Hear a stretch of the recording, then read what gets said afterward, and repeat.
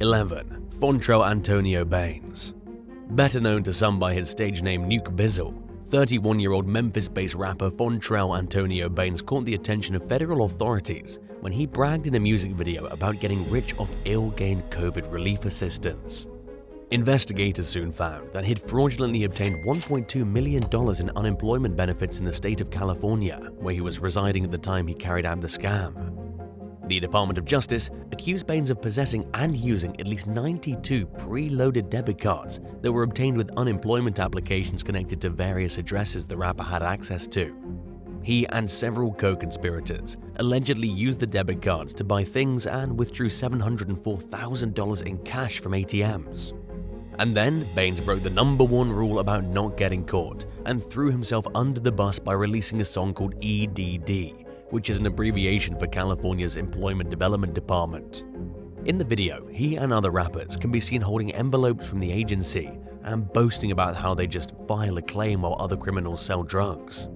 The feds caught up with Baines in Las Vegas in late 2020 and charged him with access device fraud, aggravated identity theft, and interstate transportation of stolen property. The trial is ongoing. If convicted on all counts, Baines could face up to 22 years behind bars. 10. Fredo. In 2019, 25-year-old London-based rapper Marvin Bailey, who goes by the stage name Fredo, posted photos and videos of himself with large wads of cash on social media. Not long after that, he was pulled over in his Range Rover and arrested on suspicion of possessing criminal property. In the video, the rapper can be seen pulling the seatbelt across stacks of money in the passenger seat. Police searched his vehicle and found £50,000. Another man who was in the vehicle with Fredo was charged with possession of an offensive weapon, theft, and making death threats. The rapper's arrest came just a year after he shot to fame for his hit single Funky Friday. While it's unclear how the case played out or exactly what type of criminal activity police believe that the cash was connected with, one can only hope that Fredo's gone back to using his talent to make a living, and that he's learned his lesson about the consequences of showing off on social media. 8. Ruben Carvalho. Ruben Carvalho took his criminal career seriously enough to move up the chain of command and become the commander of a group of street-level drug dealers in Cardiff, Wales. The young man ran a lucrative drug line that saw a 6-figure profit over a 4-month span between late 2019 and early 2020. But when his runners started getting arrested, Carvalho's operation became short-staffed, forcing him to carry out some low-level sales that he wouldn't normally do. Through these interactions, he sold crack cocaine and heroin to undercover officers on 2 separate occasions. During one conversation, he bragged to a cop about how he was making £3,000 per day until his sellers started getting in trouble with the law. Carvalho then went on to say that his profits had dropped to £1,000 per day and encouraged the officers to spread his phone number around in hopes of attracting more business. Soon enough, he was busted for his illicit activities as part of a police initiative called Operation Talon.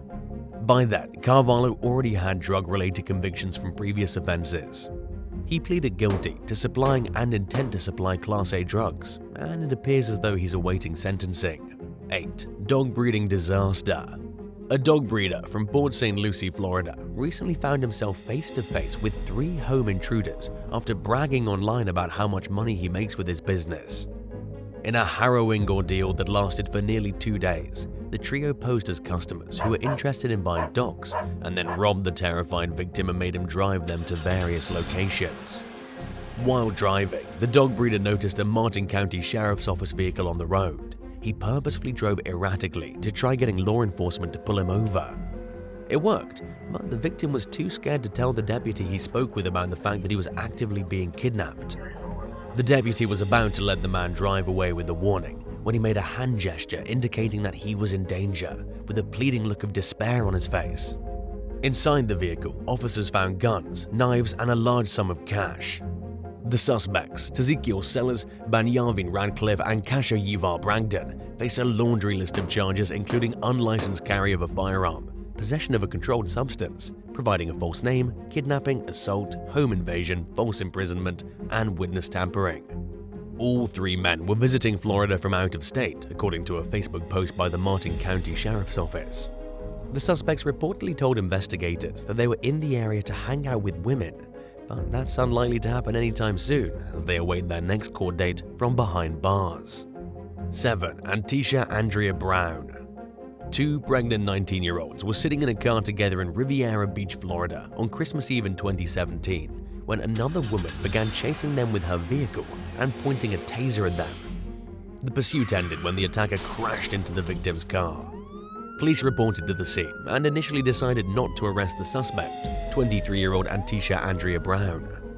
One of the victims later contacted law enforcement and reported that Brown was bragging on social media about destroying their car and making them walk for the holidays. At that point, the police changed their minds and picked the suspect up on charges of aggravated battery with a weapon and aggravated battery on a known pregnant woman.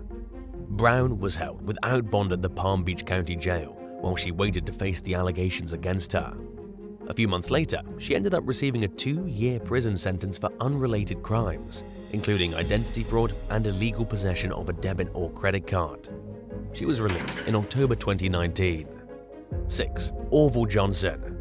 In 2017, an undercover detective with the Kansas City Police Department in Missouri worked their way into the good graces of a drug dealer named Orval L. Johnson.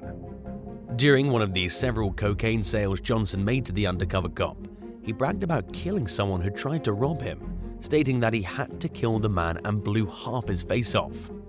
Johnson was referring to the March 2017 death of 30-year-old man named Ricky Boswell. His co-defendant, Latasha M. Alexander, initially claimed that she shot Boswell because he tried to rape her, but she later recanted her story and pleaded guilty to concealing a felony. Authorities ultimately determined that evidence at the scene was consistent with Johnson's claims of self-defense and decided against charging him in connection with Boswell's death. But he still had to face the music for his alleged drug trafficking activities, which had caught the attention of both local and federal authorities. Johnson pleaded guilty in 2019 to numerous charges, including distributing cocaine, possessing a firearm in relation to drug trafficking, possession with intent to distribute, and being a drug user in possession of a firearm. He was sentenced to a decade in prison with no possibility of parole. 5. James Heald. One day early last year, a female undercover officer began posing as a drug dealer in the Welsh seaside town of Rhyl as part of law enforcement campaign codenamed Operation Blue Revolution.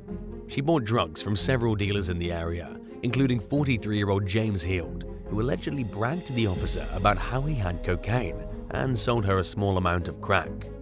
Heald was arrested and ultimately pleaded guilty to the charge. His lawyer told the judge that at the time, his client had recently lost his job and was homeless, but that the defendant had moved and was receiving mental health treatment for his issues. The judge accused Heald of being attracted to the undercover officer and bragging to her because he thought she was pretty, but imposed a 2-year suspended sentence in hopes that he would continue getting his life together. He was required to complete a 9-month drug rehabilitation program and pay a fine. Hopefully, when he finds himself attracted to another woman in the future, he'll find a less self-destructive way to impress her. 4. A deadly disagreement. In late May, police in Wichita Falls, Texas were called to do a welfare check, but they instead encountered a murder scene inside a home where they found the brutally beaten body of 23-year-old Zachary Wood. An investigation led detectives to numerous suspects who were all accused of playing a role in the gruesome homicide. 18-year-old Ronnie Lang and 28-year-old William Bell were the first to be arrested when they were brought down on aggravated assault and murder charges. The pair reportedly confessed to their involvement in Wood's death after another suspect, 27-year-old Peyton Collier, implicated them in the crime. Collier is also facing a murder charge. 21-year-old Ashley Marie Esselborn was the 4th suspect to be charged after a cooperating witness told police that they'd overheard her bragging on the phone about how she'd participated in the attack and hadn't gone to jail. In an earlier statement to police, suspect Peyton Collier had claimed that Esselborn didn't lay hands on Wood, but that she had cheered the attackers on as they beat him mercilessly. The violence allegedly began after Esselborn slept in the same room as Wood and woke up to find drugs missing from her purse. Around the same time, Collier noticed that she was missing some money, leading others in the house to suspect Wood of stealing from the women and ending in the vicious assault. Esselborn reportedly told detectives that she and suspect William Bell left the scene at some point and discarded bloody items as they were driving. For now, the suspects remain behind bars on bonds of at least $1 million each. 3. Felonious family members. In what police are describing as a senseless act of violence, a teenager named Ethan Lyman was beaten to death recently outside a school in Akron, Ohio. He was playing basketball with some friends when another group of young men approached and allegedly started firing a water gel gun at them. A fight ensued, and it ended with Lyman dead on the pavement after he fell unconscious and was brutally bludgeoned. The attackers fled the scene and initially got away with the crime, leading police to appeal to the public for information. Witnesses came forward and claimed that brothers Deshaun and Tyler Stafford and their cousin Donovan Jones had been bragging about killing Lyman. The trio are currently being held on charges of murder and felonious assault. In a statement, Akron Police Chief Steve Milet acknowledged that while he believed the victim's family would welcome news of the arrest, nothing could bring Ethan back. Milet condemned the worsening problem of violence in the United States and called for an end to the senseless acts that are claiming innocent lives in alarming numbers across the country. 2. Nicky Hall. In late 2020, police in Swansea, Wales followed a suspicious white van that they later determined had been stolen from an Amazon delivery driver and had fake plates attached to it. After briefly losing sight of the vehicle, they found it near a park entrance with 2 men nearby. The suspects attempted to flee the scene on foot, but officers soon caught up with 24-year-old Nicky Hall. When the cops looked at the man's phone, they found messages about selling drugs and several videos showing drug-related footage, including clips of people weighing, packaging, and using illicit substances. As it turned out, the videos were advertisements for drugs that Hall was selling. One ad even contained a statement bragging about the quality of his cocaine supply, stating, "Got the white that will make you fly like a kite." Police were far less impressed with Hall's marketing skills than his customers probably were, especially after finding a drug-filled bag that he'd ditched after seeing that police were on his trail. He was released amid an ongoing investigation, but wound up back in custody a few months later after he was caught with baggies containing heroin. Hall's lawyers claim that the man's life spiraled out of control following a motorcycle accident in 2020. After spending weeks in the hospital, he became involved with the wrong crowd and fell into a criminal lifestyle. The judge met the explanation with skepticism, stating that it seemed as though Hall had a substantial customer base and that there was an apparent element of revelry in what he was doing. He was sentenced to 3.5 years behind bars. 1. Anthony Bean Sr. 61-year-old Tony Bean was working as the chief of the Tracy City Police Department in Tennessee in 2014 when he punched a handcuffed suspect repeatedly in the face. The suspect had allegedly insulted Bean's wife, who was at the scene but isn't a cop. She was also present when someone crashed their car into the couple's vehicle in 2017. By then, Bean had become a deputy for the Grundy County Sheriff's Office. Once again, he repeatedly punched the cooperating subject in the face. In late 2020, federal prosecutors accused both Bean and his son, Grundy County Deputy Anthony T.J. Bean, of federal civil rights violations for using excessive force and failing to report their use of force. In addition to the 2 main examples described in the indictment, authorities cited 5 other instances where at least one of the men had reportedly abused their power.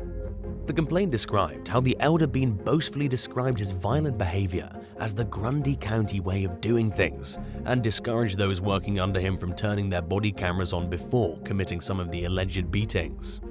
After one particularly brutal assault, he reportedly bragged to his colleagues about how he hurt his punching hand.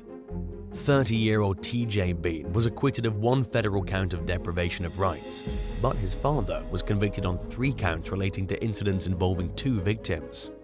He faces up to 10 years in prison for each count. Thanks for watching. Would you rather have a massive blowout with your partner in front of your family and friends after bragging to them about how great the relationship is, or come home to find that a burglar had stolen all your expensive electronics?